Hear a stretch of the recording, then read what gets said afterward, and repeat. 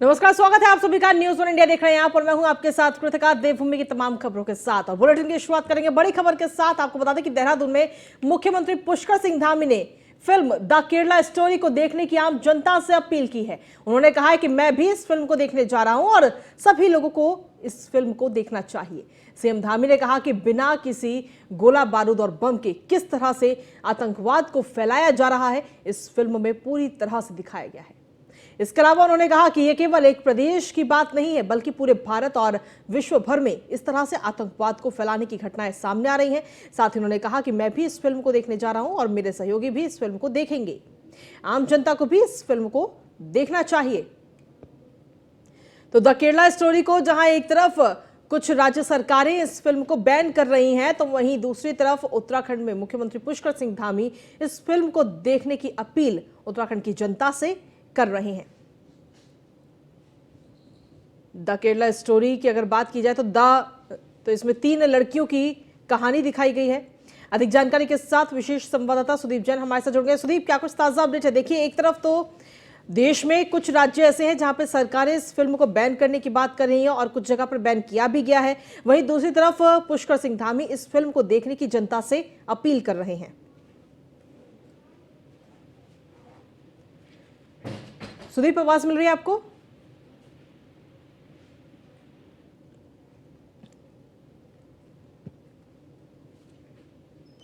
एक ऐसी फिल्म है जिस पर यह सच दिखाया गया है कि किस प्रकार से बिना गोली बारूद बम इसके बिना किस प्रकार से आतंकवाद को फैलाया जा रहा है, किस प्रकार से कानूनी चीज़ें उनको किस तरह से आगे बढ़ाया जा रहा है। इसमें पूरी तरह से इस बात को दिखाया गया है कि ये केवल एक राज्य की बात नहीं है, ये पूरे देश के अंदर, पूरे विश्व के अंदर जिस प्रकार से तेजी से हुआ है उसकी पटकथा है। इसलिए मैं भी जा रहा हूँ, अपने सहयोगी गाँव को भी सभी लोग उसमें देखने जाएंगे। हमारी मातृशक्ति भी बड़ी संख्या में होगी और मैं सभी से अनुरोध करता हूँ कि सभी लोग इस फिल्म को जरूर देखें। तो आपको बता दें कि सीएम धामी की तरफ से ये अपील की गई है कि उत्तराखंड की जनता, सभी लोग इस फिल्म को देखें। उन्होंने कहा कि इस फिल्म में आतंकवाद की भयावह सच्चाई दिखाई गई है। आपको बता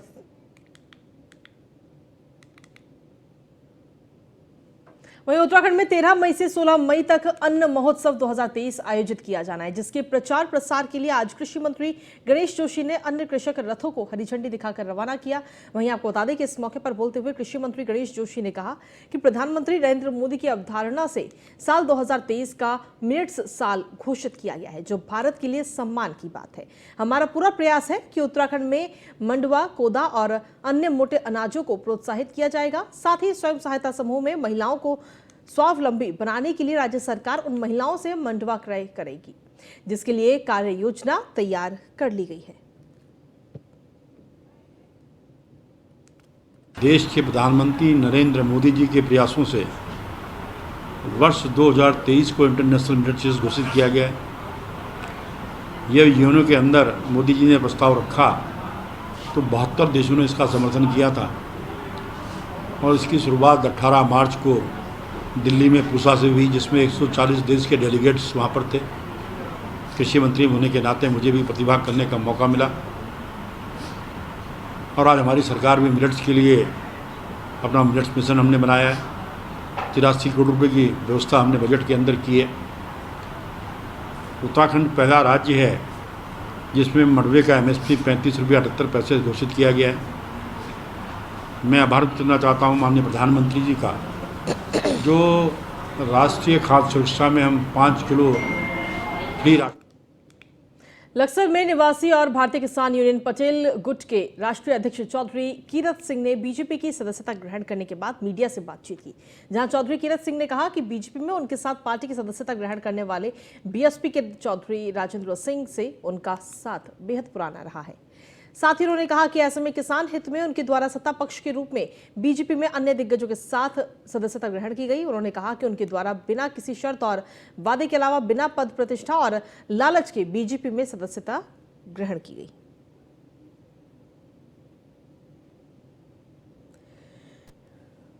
लोकसभा चुनाव की तो चलो अलग बात रही। जैसे चौधरी राजेंद्र सिंह का मेरा इकट्ठा साथ रहा है। उनका बीजेपी में जाने को मन था, पता नहीं क्या बात थी, पार्टी से बीएसपी पार्टी से कोई मन उग गया था उनका, क्या बात थी। मैं तो किसान यूनियन का राष्ट्रीय अध्यक्ष हूँ, और राष्ट्रीय अध्यक्ष होते हुए एक जगह परेशानी हो रही थी। और कोई भी काम अगर हो, किसानों का हो या किसी भी चीज का हो, उसमें थोड़ी परेशानी होती जब एक तालमेल हो, चाहे पार्टी का हो, जैसा सत्ता पक्ष की पार्टी है बीजेपी पार्टी। तो इसी वजह से मैंने पार्टी चौधरी राजेंद्र सिंह के साथ में ज्वाइन की। ज्वाइन करने के साथ में मैं सोचता हूँ जितनी भी किसानों की समस्याएं हैं या इलाके की समस्याएं हैं वो पूरी करूं और उन पर खरा उतरूं। भारतीय किसान यूनियन मेरी जू की तो रहेगी। वहीं रुद्रप्रयाग में केदारनाथ धाम में एक बार फिर से बर्फबारी का दौर शुरू हो गया है। बर्फबारी के कारण धाम में दोपहर बाद हेली सेवाओं का भी संचालन ठप रहा। हालांकि बर्फबारी के बावजूद भी बाबा केदार के भक्त दर्शनों के लिए लंबी लाइन में लगे रहे। मौसम विभाग ने आज और कल भी धाम में मौसम खराब रहने की चेतावनी दी है। तो वहीं जिलाधिकारी मयूर दीक्षित ने बताया कि मौसम लगातार बिगड़ रहा है, बावजूद इसके धाम में व्यवस्थाएं सुधारी जा रही हैं। केदारनाथ धाम से लेकर बेस कैंप तक वर्तमान समय में 8 से 10 हजार के बीच लोगों के लिए रहने और खाने की समुचित व्यवस्था की गई है। केदारनाथ धाम में टेंट जीएमवीएन के द्वारा जो लगाए गए उसमें करीबन 3000 लोग अभी विश्राम कर सकते हैं। उसके अतिरिक्त प्राइवेट लोगों ने भी टेंट लगाए हैं, उसमें भी करीबन 2500 से 3000 लोग विश्राम कर सकते हैं। और जो हमारी होटल, लॉजेज, धर्मशाला आदि जो अन्य चीज़ें हैं उसमें भी 2500 से 3000 लोग रह सकते हैं। तो कुल मिलाकर अगर आप केदारनाथ से लेकर बेस कैंप तक की बात करें तो 8 से 10 हजार लोग मैक्सिमम वहाँ पर रह सकते हैं। वहीं देहरादून में विकास समन्वय और निगरानी समिति की बैठक वन विभाग के मंथन सभागार में पूर्व केंद्रीय मंत्री डॉक्टर रमेश पोखरियाल निशंक की अध्यक्षता में हुई। इस दौरान सड़क चौड़ीकरण और नालों के अधूरे निर्माण पर नाराजगी जताते हुए सांसद निशंक ने अफसरों पर मुकदमा दर्ज कराने की चेतावनी दी। वहीं सांसद निशंक ने ऊर्जा निगम के अधिकारियों को बिजली लाइन तत्काल शिफ्ट करने और लोनिवी को भी 2 सप्ताह के भीतर सड़क सुधारीकरण के निर्देश दिए। साथ ही उन्होंने कहा कि तय समय पर काम पूरा नहीं हुआ तो संबंधित अफसरों पर एफआईआर दर्ज कराएं। बैठक होती है, इसमें लगभग 33-34 विभाग होते हैं, सबकी समीक्षा होती है। मुझे खुशी है कि जैसा कि जो पिछली बैठक हमारी हुई थी उसमें वर्तमान में जो हमने पिछली बार समीक्षा की थी बहुत अच्छे रिजल्ट आए हैं। हमें जिले पर क्षेत्र में एक मॉडल जिला बनाने की ओर बढ़ रहे हैं। NHAI भी बहुत अच्छा काम कर रहा है देहरादून में, चाहे वो रिंग रोड का हो और चाहे फ्लाई ओवर का हो और चाहे मसूरी के अंदर ये जो अंदर वो टनल बनेगी 4.5 किलोमीटर की। तो आपको बता दें कि ये बैठक की गई जहां निशंक ने सड़क सुधारीकरण के सीधे तौर पर निर्देश दिए और साथ ही कहा कि अगर समय पर काम पूरा नहीं हुआ तो संबंधित अधिकारियों पर एफआईआर भी दर्ज हो। तो सीधे तौर पर यह बैठक ली गई। डॉक्टर रमेश पोखरियाल निशंक की अध्यक्षता में ये बैठक हुई। लेकिन साथ ही रमेश पोखरियाल निशंक ने जो काम अधूरे हैं, अधूरे निर्माण कार्यों पर सीधे तौर पर नाराजगी जताते हुए नजर आए और विद्युत लाइन तत्काल शिफ्ट करने के भी निर्देश रमेश पोखरियाल निशंक ने दिए हैं।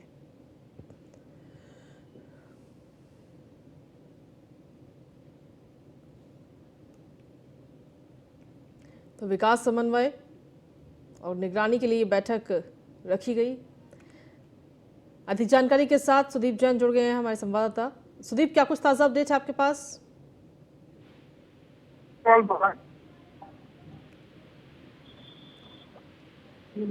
सुदीप, आवाज मिल पा रही है आपको? चलिए, हमारा संपर्क अभी उनसे नहीं हो पा रहा है, एक बार फिर से संपर्क साधने की कोशिश करेंगे। लेकिन आपको लगातार बता रहे हैं कि ये बैठक रखी गई जहां रमेश पोखरियाल निशंक की अध्यक्षता में ये बैठक हुई और इस बैठक में अधिकारियों को सख्त निर्देश दिए कि समय पर काम पूरा किया जाए।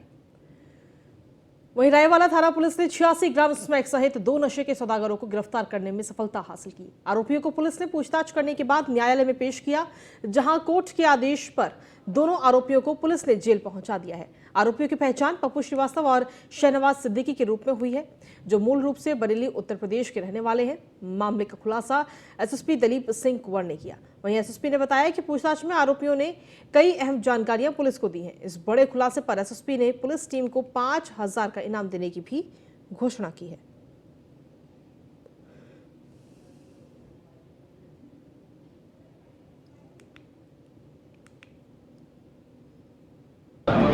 रायवाला थाना प्रभारी की टीम ने 2 व्यक्तियों को पप्पू श्रीवास्तव शहनवाज निगम बरेली के रहने वाले हैं। मैं 46 ग्राम इसमें उसका अंतर्राष्ट्रीय मार्केट में 8.5 लाख के आसपास कीमत बरामद किया। दोनों को अरेस्ट किया गया है। एक तीसरी महिला है सुनैना मल्होत्रा, जो कि हरपुर कला की रहने वाली है। ये बताया जा रहा है कि ये उनको डिलीवरी करने आए थे और अब हम सुनैना मल्होत्रा वाले एंगल को उसको हम प्रूव कर रहे हैं, प्रमाणित करने का प्रयास कर रहे हैं क्या वास्तव में ये उसको डिलीवरी करने आए थे। इस अच्छे काम पर, अरेस्टिंग पर पूरी टीम को 5,000 रुपये के इनाम मेरे तरफ से और एक अच्छी रिकवरी करी है। सुनैना मल्होत्रा आपको बता दूँ कि पहले भी अभी मार्च में 40 ग्राम इसमें के साथ 2 अन्य अभियुक्तों के साथ जेल गई थी। हाल ही में इसका जो है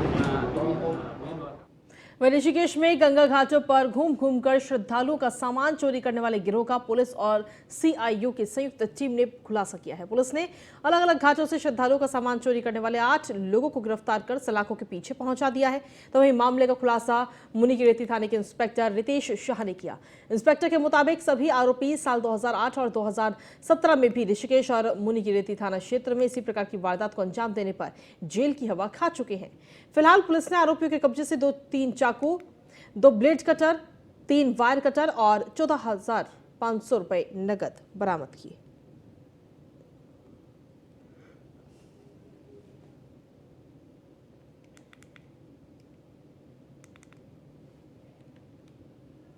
अभिनेता संजय मिश्रा ऋषिकेश और लक्ष्मण झूला क्षेत्र पहुंचे। उन्होंने सबसे पहले रघुनाथ मंदिर में पूजा अर्चना की, जिसके बाद मां गंगा का दुग्ध अभिषेक किया। इस दौरान तुलसी मानस मंदिर के महंत रवि ने अभिनेता संजय मिश्रा का स्वागत किया। संजय मिश्रा ने साधु संतों से मुलाकात कर उनका आशीर्वाद लिया, जिसके बाद उन्होंने अपनी माता के साथ लक्ष्मण झूला के गंगा घाट पर स्नान किया। उन्होंने कहा कि दम लगा के हईशा फिल्म की शूटिंग के दौरान वो ऋषिकेश और आसपास के क्षेत्र में आए थे। तब से अब तक काफी बदलाव ऋषिकेश और लक्ष्मण झूला क्षेत्र में देखने को मिला है।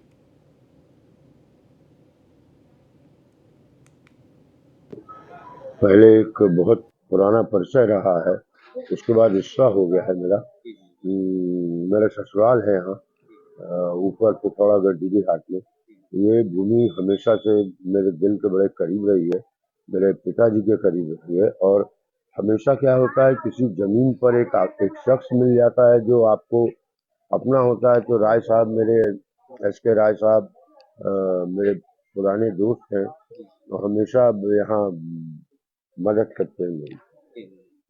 अभी आगामी प्रोजेक्ट क्या चल रहे हैं? कोई उत्तराखंड के लिए आ रहा है प्रोजेक्ट लेके या किस तरह का चल रहा है?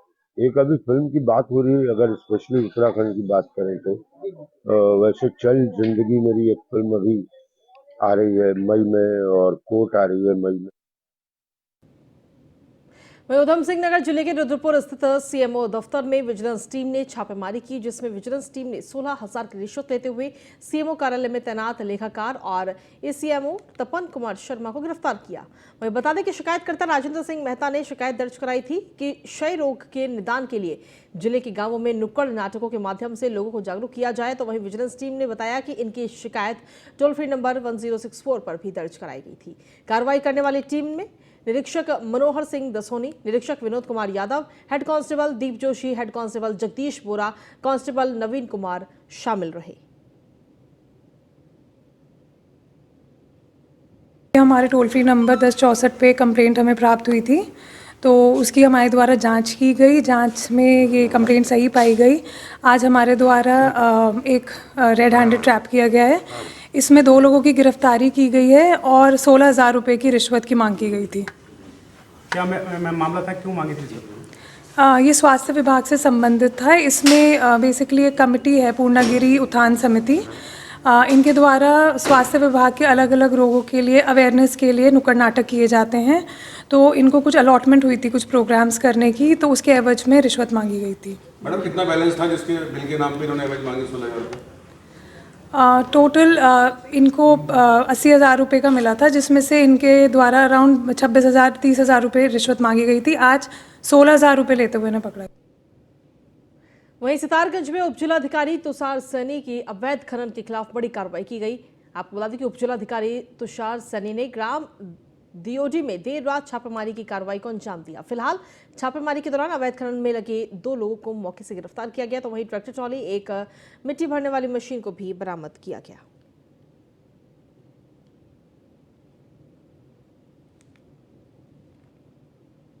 वहीं देहरादून के परेड ग्राउंड में स्थित हुई प्रदेश स्तर की एक प्रतियोगिता में 7 साल के बच्चे अब्दुल्ला कबीर खान ने 2 मेडल अपने नाम किए, जिसमें कांस्य पदक और स्वर्ण पदक शामिल है। वहीं आपको बता दें कि अब्दुल्ला कबीर खान ने किक बॉक्सिंग में प्रथम स्थान प्राप्त किया, तो वहीं जीतकर अब्दुल्ला कबीर खान ने काशीपुर का नाम प्रदेश में रोशन किया है।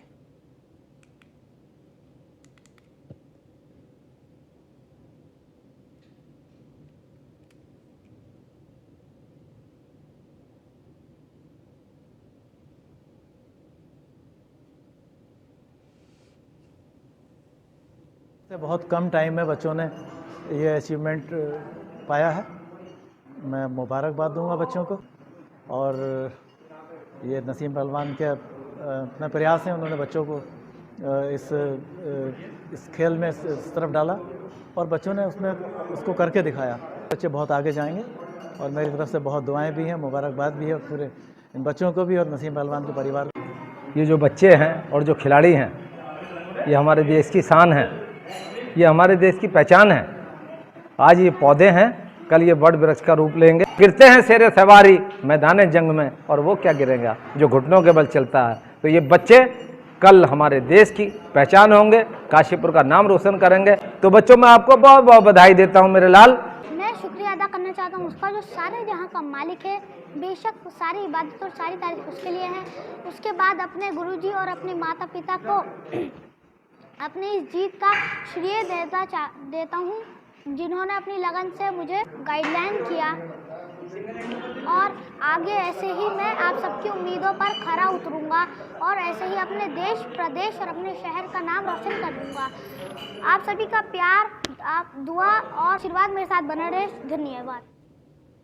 वहीं देहरादून में अचानक मस्जिदों की लाउडस्पीकर पुलिस के द्वारा उतारे जाने को लेकर आज मुस्लिम समुदाय के लोगों ने जिलाधिकारी कार्यालय में पहुंचकर जिलाधिकारी को ज्ञापन सौंपा और अपना विरोध जताया, जिसके बाद मुस्लिम समुदाय के लोगों के साथ जिलाधिकारी और एसएसपी देहरादून की बातचीत हुई। वहीं आपको बता दें कि जिलाधिकारी ने कहा कि जो स्पीकर उतारे गए हैं उन्हें फिर से लगाया जाएगा, लेकिन स्पीकर की आवाज कम रखी जाएगी। पुलिस वाले ज्यादती कर रहे थे कि भाई माइक उतारो, उससे जो है ना पब्लिक में एक रोष था, समझे, क्योंकि माइक में अजान होती है और आवाज़ उस अजान से दूसरों को फ़ायदा पहुंचता है। उससे वो एक कॉल है ताकि लोग इबादत के लिए आएँ, नमाज के लिए आएँ, तो उसका उतरना ठीक नहीं होता, इसलिए हमने वो विज्ञापन सौंपा उनको। क्या कुछ आश्वासन मिला और क्या आश्वासन ये मिला कि हम माइक अपनी जगह रखेंगे, समझे, लेकिन आवाज़ कम कर देंगे। हाँ, इंशाल्लाह हम इस पर अमल करेंगे कि हम आवाज़ बहुत कम कर देंगे। क्या कारण उन्होंने बताया? क्या कारण बनाया, क्यों? कारण ये बताया कि हाई कोर्ट का ऑर्डर है कि इससे प्रदूषण फैलता है, तो हम मंदिर के भी उतारेंगे, हम गुरुद्वारे के भी उतारेंगे, मस्जिदों के भी उतारेंगे। वहीं देहरादून में मुख्यमंत्री पुष्कर सिंह धामी ने सीएम हेल्पलाइन 1905 की समीक्षा बैठक के बारे में जानकारी साझा करते हुए कहा कि सरकार और ITDA से जुड़े अधिकारी संयुक्त प्रयास से सीएम हेल्पलाइन 1905 को नए तरीके से असेंबल कर रहे थे और आज 3 सेवाओं के साथ इसकी शुरुआत हो गई है। इसके साथ ही धामी ने बताया कि सभी विभागों की रिपोर्ट इस पोर्टल पर आ जाएगी। इतना ही नहीं, संबंधित विभागों के विभागाध्यक्ष और सचिव इसकी समीक्षा करेंगे। इसके साथ ही महीने में एक बार खुद मुख्यमंत्री पुष्कर सिंह धामी भी सीएम हेल्पलाइन 1905 की खुद समीक्षा करेंगे। पिछले काफ़ी दिनों से हम लोग इसके लिए लगातार प्रयास कर रहे थे और हमारे विभाग भी और ITDA डिपार्टमेंट भी 1905 जो कि सीएम हेल्पलाइन है, उस हेल्पलाइन को नए तरीके से उसका असेंबल कर रहे थे और आज उसका 3 सेवाओं के साथ आज काम शुरू हो गया है। और इस काम के शुरू होने से सभी विभागों की जो रिपोर्ट है उस पोर्टल पर आ जाएगी और जो भी लोग उस काम को करने के लिए सक्षम होंगे वो उसका उत्तरदायित्व भी उसमें निर्धारित हो जाएगा। और मासिक पाक्षिक रूप से जो हमारे विभागाध्यक्ष हैं और सचिव हैं वो लगातार इसकी समीक्षा करेंगे, उसके समाधान के लिए काम करेंगे और प्रत्येक महीने के एक दिवस मैं भी अंत में उसकी समीक्षा करूंगा और इससे निश्चित रूप से आम जनता को, सामान्य जनता को, लोगों को सीधे जो उनकी परेशानियां हैं, उनकी समस्याएं हैं, उनका समाधान होगा और सभी को सहायता मिलेगी। एक अच्छा काम है, इसको हम लोग प्रयासपूर्वक गुड गवर्नेंस के रूप में और लोगों को सुविधा देने के लिए जो हमारी सरकार का मंत्र है, सरलीकरण, समाधान और निस्तारण और संतुष्टि का भाव वो लोगों में आए, उसके लिए हम लोगों ने ये प्रारंभ किया है। पिछले काफ़ी दिनों से हम लोग इसके लिए लगातार प्रयास कर रहे थे और हमारे विभाग भी और ITDTA वहीं कोटद्वार रेंज के अंतर्गत गिवाई बीच में वन भूमि पर अतिक्रमण कर मजार बनाई गई थी, जिसको लेकर वन विभाग ने प्रशासन की मौजूदगी में बुलडोजर चलाकर ध्वस्त कर उक्त भूमि को अपने कब्जे में ले लिया। मजार को ध्वस्त करने के दौरान कोई बवाल न हो, इसके लिए पूरे वन विभाग और पुलिस फोर्स मौके पर तैनात रही। इस दौरान रेंजर अजय ध्यानी ने बताया कि आरक्षित वन क्षेत्र में बनी मजार को ध्वस्त कर दिया गया है। कहीं और भी इस तरह की वन भूमि पर अतिक्रमण कर मजार बनाई जाएगी तो तुरंत कार्रवाई कर उसे ध्वस्त भी कर दिया जाएगा।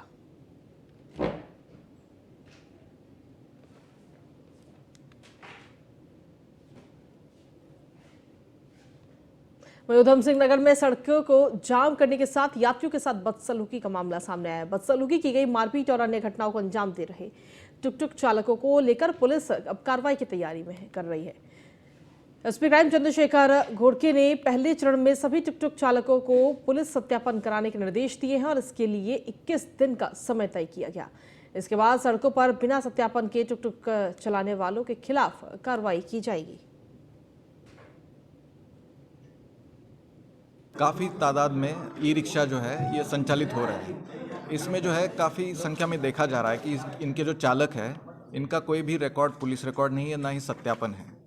तो इसीलिए हमने ये फैसला लिया है कि जो भी ई-रिक्शा चालक हैं, टुक-टुक जो चला रहे हैं यहाँ पे, वो अपना सत्यापन कर थाने में पंजीकरण कराएंगे। तो ये प्रक्रिया हमने चालू कर दी है। इसमें जो है सभी ई-रिक्शा चालकों से हम अपील करते हैं कि अपना अपना नज़दीकी थाना क्षेत्र में सत्यापन करा लें, सत्यापन की प्रक्रिया पूरी करा लें। काफ़ी दिनेशपुर में के काली नगर गांव में बच्चा चोर समझकर ग्रामीणों ने 4 लोगों की जमकर पिटाई कर दी, फिर पुलिस के हवाले कर दिया। इस दौरान थानाध्यक्ष अनिल उपाध्याय ने बताया कि पूछताछ करने पर पता चला कि चारों युवक निर्दोष थे। एक बच्चे को कोल्ड ड्रिंक दिलाने के लिए ले जा रहे थे, तभी ग्रामीणों ने बच्चा चोर समझकर उन्हें पकड़ लिया।